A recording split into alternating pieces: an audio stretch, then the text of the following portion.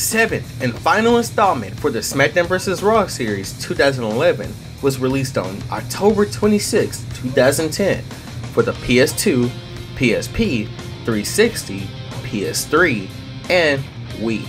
And let me just tell you guys, this game is quite the game to end on.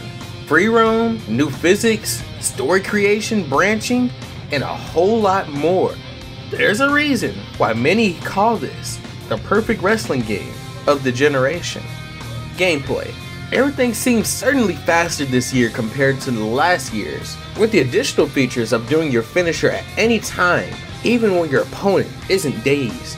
And you can even do pin combinations with certain moves by command. But what I was really excited about was the inclusion of the weapon collision system. You can slam niggas on anything too now. It's amazing.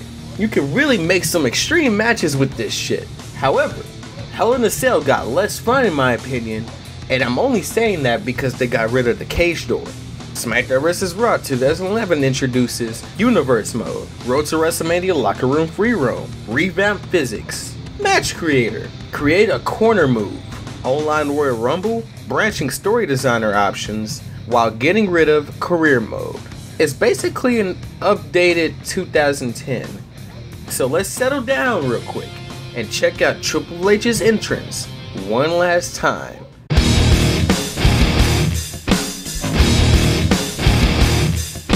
Great, great. They even included the veins. Great.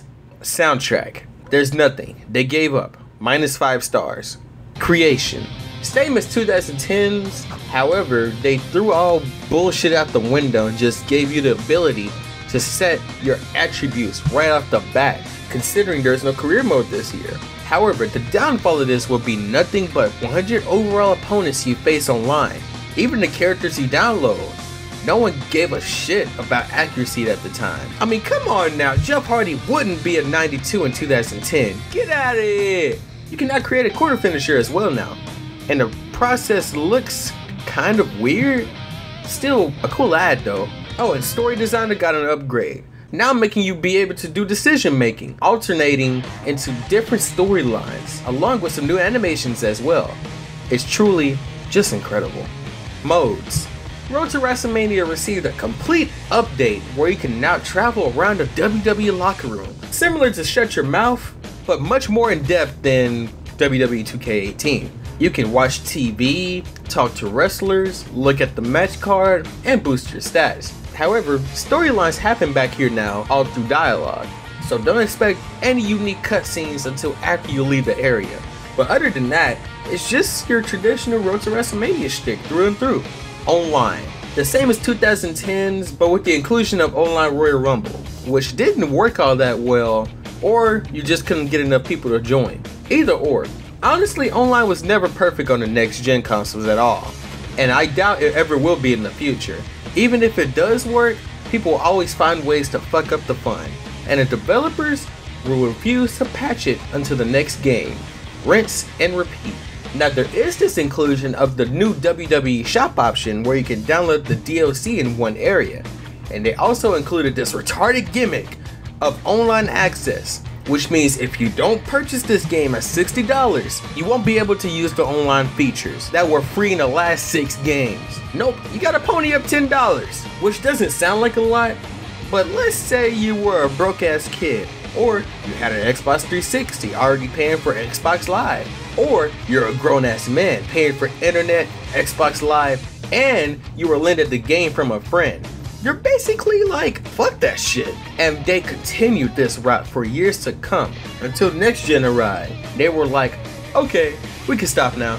Ports. The list is kind of short this year since there isn't a DS or mobile version. The PS2 version is the last WWE game on a PlayStation 2. It doesn't have a line, highlight reels, paint tools, or superstar threads. The PSP version is the last WWE game on a portable PlayStation console. I mean, they didn't even bother with the Vita. And basically, it's the same as the PS2 version, without commentary tables. And the Wii version is the PS2 version. So with that, we ended here on the SmackDown vs. Raw series as a whole. 2011 was quite the stepping stone to end off on, and most people like to say that this was the last good game WWE's made before everything went to shit.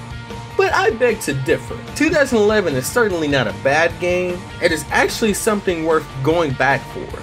But I believe 2008 was the peak perfection. Every other game after that went for the simulation approach, not to mention the new Predator technology we'll see in the game after this. And the greediness of the added DLC surely didn't help. I mean, who in the hell would pay for John Cena to wear purple? You can literally do that in the game.